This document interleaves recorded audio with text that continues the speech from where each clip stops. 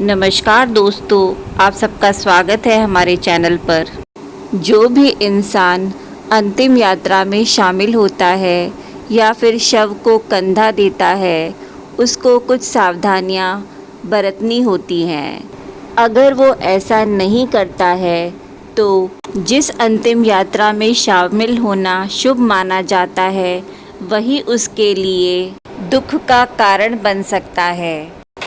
आज हम आपको बताएंगे कि आपको अंतिम यात्रा के दौरान कौन कौन सी सावधानियां बरतनी चाहिए। लेकिन इससे पहले हम बताते हैं कि कैसे एक अंतिम यात्रा और शव यात्रा को देखने से आपकी इच्छाएं और मनोकामनाएं पूर्ण होती हैं। कहा जाता है कि जब भी कोई शव यात्रा या फिर अर्थी दिखाई दे तो हमें सिर झुकाकर उसे प्रणाम करना चाहिए तथा शिव का नाम भी लेना चाहिए। शास्त्रों के अनुसार जो मृत आत्मा संसार छोड़कर जा रही होती है, वह अभिवादन करने वाले इंसान के तन मन से जुड़े कलेश तथा कष्ट अपने साथ हर कर ले जाती है। अब आपको बताते हैं कि एक शव यात्रा में शामिल होने वाले इंसान तथा अर्थी को कंधा देने वाले इंसान को क्या क्या सावधानियां बरतनी चाहिए।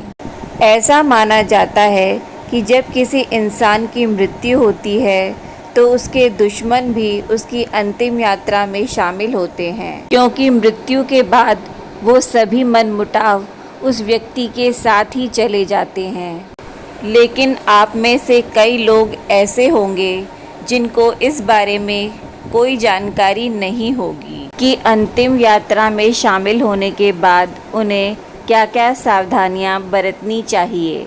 हिंदू धर्म के अनुसार अगर कोई भी व्यक्ति शव यात्रा में शामिल होता है तथा अर्थी को कंधा देता है, उसको एक कदम चलने पर एक यज्ञ के समान पुण्य की प्राप्ति होती है और साथ ही उस इंसान को उसके सभी पापों से मुक्ति भी मिल जाती है। लेकिन ऐसा करते हुए आपको यह ध्यान रखना होगा कि जब आप शव को लेकर शमशान घाट में प्रवेश करेंगे, तब वहां आपको किसी प्रकार का अनुचित व्यवहार या फिर हंसी मजाक नहीं करना चाहिए। अगर कोई भी व्यक्ति उस समय पर कोई अनुचित गतिविधियां करता है तो समय आने पर उसको भगवान को जवाब देना होता है। साथ ही उसे यह भी समझना चाहिए कि अंतिम समय पर उसको भी यहाँ पर ही लाया जाएगा।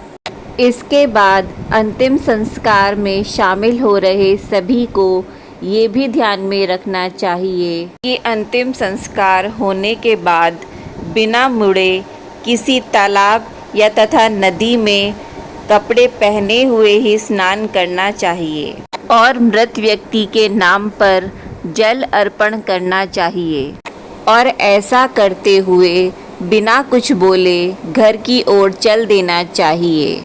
इसके साथ ही आपको ये भी ध्यान में रखना चाहिए कि जब आप शव यात्रा से लौट रहे हों तो आपको कभी भी चलो शब्द का इस्तेमाल नहीं करना चाहिए, क्योंकि जब तक मृत व्यक्ति जीवित था उसका आपसे सीधा संबंध था और मरने के बाद वह व्यक्ति प्रेत योनि में प्रवेश कर चुका होता है, जिसके कारण अगर आप लौटते समय चलो शब्द का इस्तेमाल करते हैं तो वो इंसान प्रेत रूप में आपके साथ भी चल सकता है।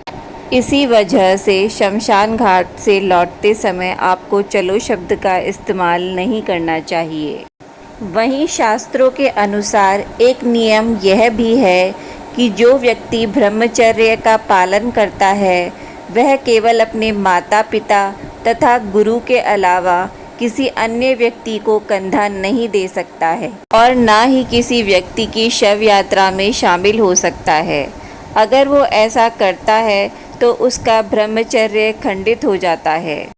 इसी तरह अंतिम संस्कार से लौटने के बाद सबको नीम की दातुन करनी चाहिए और फिर लोहा, अग्नि, जल और पत्थर का स्पर्श करना चाहिए।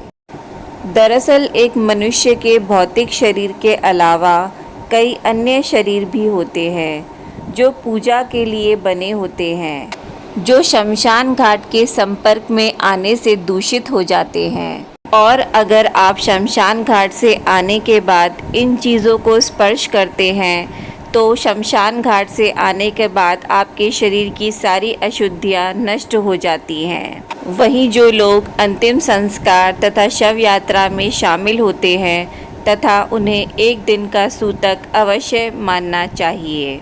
शव को छूने वाले इंसान को 3 दिन का और अर्थी को कंधा देने वाले इंसान को 8 दिन का सूतक मानना चाहिए। और इस सूतक के दौरान आप किसी भी मंदिर और धार्मिक कार्य में शामिल नहीं हो सकते हैं और किसी भी साधु को दान आदि नहीं दे सकते हैं। हमारे शास्त्रों में यह भी कहा गया है कि अगर हमारे घर के आसपास किसी व्यक्ति की मृत्यु होती है तो हमें उसकी शव यात्रा में अवश्य जाना चाहिए और जब तक उस इंसान की अर्थी न उठ जाए तब तक हमें कोई भी शुभ कार्य नहीं करना चाहिए।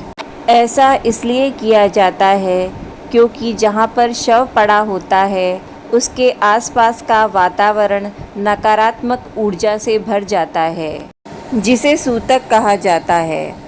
आपने देखा भी होगा कि कई लोग जब तक अर्थी नहीं उठ जाती अपने घरों का चूल्हा तक नहीं जलाते हैं। तो दोस्तों, कैसी लगी आपको हमारी ये वीडियो? अगर आपको हमारी ये वीडियो अच्छी लगी हो तो प्लीज़ वीडियो को लाइक करें, शेयर करें और हमारे चैनल को प्लीज़ सब्सक्राइब करें। धन्यवाद।